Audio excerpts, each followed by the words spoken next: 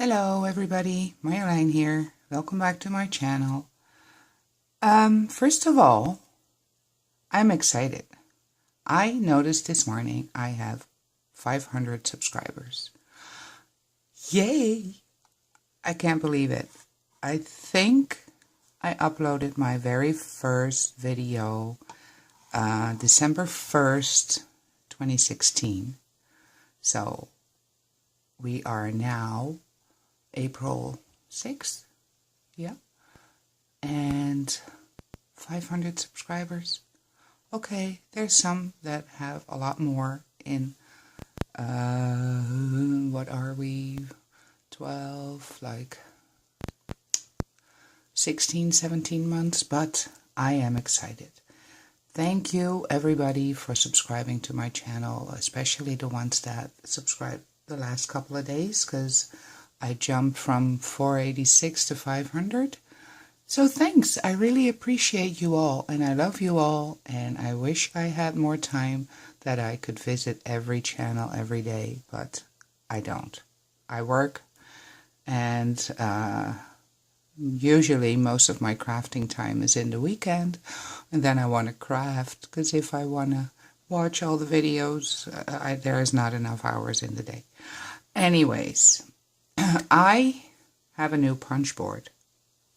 One of the ladies I work with went to Florida for a couple of months, and she brought me back a We Are Memory Keepers gift bag punch board. It was not that cheap, I have to admit, because of course she paid in US dollars, but I had to pay her back in Canadian dollars, and it was still a lot of money. But hey, it's okay. It's really nice that she wanted to do that for me. I really appreciate that. So, this gift bag punch board.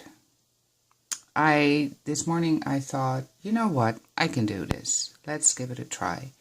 And there is a manual with it, and usually I find those pretty confusing, especially this time, because I did some punching and I did some scoring, and it looked like crap, and it didn't make any sense, and I'm like, I cannot make a gift bag out of this. So I went online and I looked at MayMay Made It Crafts channel. I'll link her down below, and especially the video that she does about this gift bag punch board. And I followed along with her, and then I got it. So I used the size for the smallest bag, and I got this cute little bag. And I paid attention because this paper has text on it, and it's on the right side. Because here is the medium-sized bag, and I didn't pay attention, and the text is upside down. So if you have something that has text or pattern on it, pay attention, because otherwise you put everything upside down. Anywho, here on the scoreboard, it gives you directions. Trim your paper with, for the small bag, 10 inches, the medium 11 inches, and the large 12 inches. It also gives you the centimeters, so that is good for the people in Europe that use the metric system. And then for the height of your bag, like this part, you can trim it any size between 4 inches and 12 inches, so 10 centimeters and 30.5. This bag, oops, is the smallest, so 10 inches wide and 4 inches high. And then this bag is the medium size, 11 inches wide and 6 inches high. I did this. You can also do 5 or 7, that's totally up to you. but I did 6. And fingers crossed that I am not gonna make a mistake. I am going to see if I can show you how you make a medium-sized bag. So this piece of paper, I don't need to pay attention to what is up and what is down. This has a nice yellow flowery pattern, and this is 6 inches high and 11 inches in width. So you start out with aligning the left side of your paper to the start line. Here it says start. So you align your paper there, and you slide it all the way in till you can't go any further. You align your paper and you punch. And then there's, of course, a score tool, and there is a horizontal line here that you score, and it's so awkward if you're left-handed. You do the medium size, so you score the medium line, and that is either your front or your back. Then you slide it all the way to the left until your first score line is lined up with either this little notch or this line, and you punch again. And then you again score horizontal. You score this triangle that has score lines beside it too, and you do that on both sides. Then it has a little notch in here, and you score that. And now I gotta use my right hand, otherwise I can't get it. And then this is the line for the side, so you score that. And then you move the last line that you scored all the way over to the left, line it up with the notch again here, and you punch. Whew. Gotta admit, it doesn't go that smooth, but okay. There, you score the horizontal line again, and you score the medium line, and then, so this is the front or the back again of the paper, of the gift bag.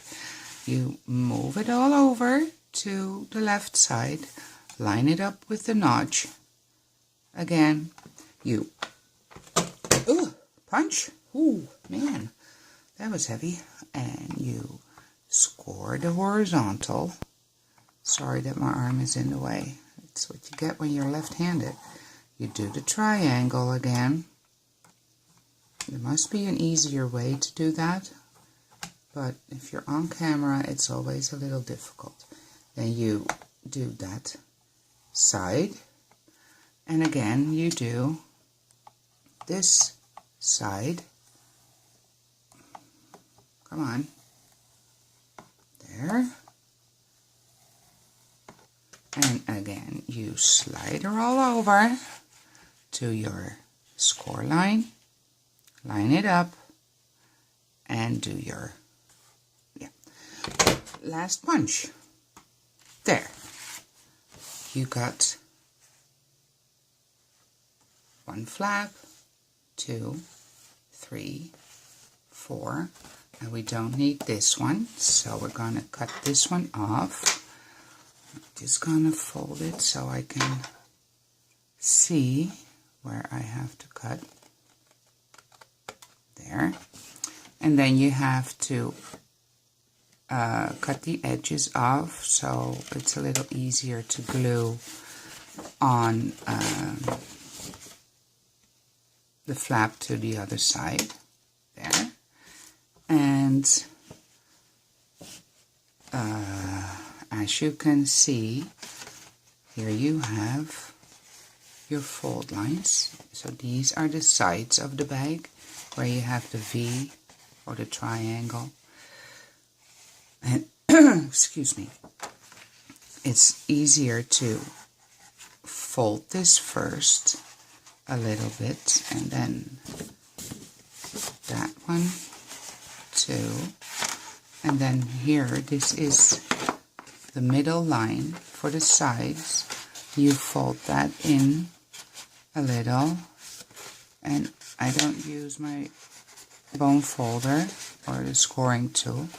And then here, if you follow that V a little, you can just like fold that so that you have, see, for the bag. And then you do this one and that one, and then here again you fold that one in. Oops, sorry guys, don't want to make you dizzy. And then there you got that folded in, and there you are going to push that in a little bit. So you got your V triangle thingy. And then it is optional, but if you want to have holes in the gift bag so you can put like a piece of lace or ribbon through it, you turn your board around, and then you line up the folds with, you see this, let me see if I can get zoomed it in. Here it says reverse punch, and of course it won't do it. Anyway, here is this little notch. If you line up, oops, everything is falling off my desk. Line up this fold with that notch, and you punch, you get a hole. And then you skip this middle fold, and you do this fold again, and you punch, you got two holes. Then you go over here, line her up, and you punch. You skip the middle one, and you go over here, your first big fold, you line her up, come on, why? It's a little hard to see sitting in the light, my own light. Line her up, and then your last one, you line that one up, and you got your hole. So now we're gonna set this thing aside, and then you're gonna put your gift bag together. I must have done something wrong here, because there's this little half round hole in here, which is not supposed to be there, but that's okay, because we're gonna glue this anyways. So we're gonna put some glue on here. And there we go. And then we're gonna fold this half over there, and we're gonna line it up. Try to get it straight, which is always hard.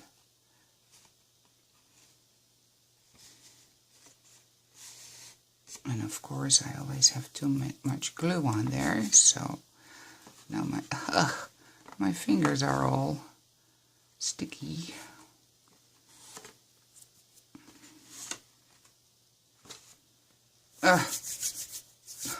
I'm covered in glue. There. There we go. Now you have the start of your gift bag. See? It folds in neatly here. And hang on, my phone is ringing again. Okay, I'm back. Now, all that's left to do is fold in these flaps, which I forgot to do, so I forgot to score that, but I'll get it right there. And all you have to do now is glue this together. I think if you use like tape, double-sided tape, or a tape runner, it's a little easier, but I don't have that on hand right now, so I am just gonna put some glue here, there, and see if this will go on there, and I'm gonna turn it around. And like MayMay said, we're just gonna put something in there and gonna press it on.